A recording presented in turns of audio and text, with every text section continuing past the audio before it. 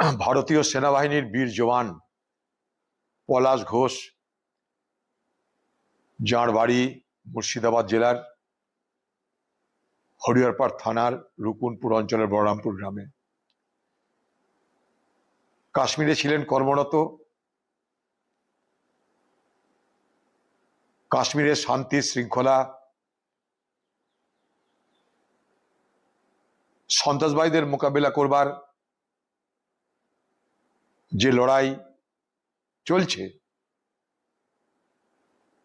সেই কাশ্মীরে শোপিয়ানে বরফ চাপা পড়ে তার মৃত্যু হয়েছে, তিনি শহীদ হয়েছেন। তার মৃত্যুতে আমি গভীরভাবে মর্মাহত, দুঃখিত। আমাদের জেলার একজন শহীদ পলাশ ঘোষ,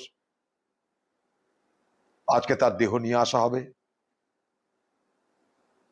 আমি হয়তো সেখানে উপস্থিত থাকতে পারবো না, কারণ আমি নেই, আমি মুর্শিদাবাদের বাইরে আছি।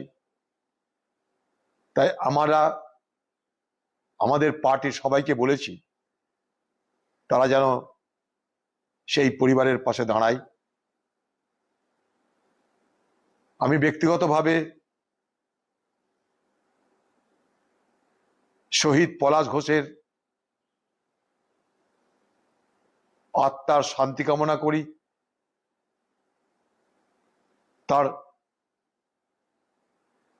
স্বর্গবাসী হোক তার আত্মা, ভগবানের কাছে তা প্রার্থনা করি, এবং তার শোক ও সন্তপ্ত পরিবারের প্রতি আমার সমবেদনা জ্ঞাপন করি।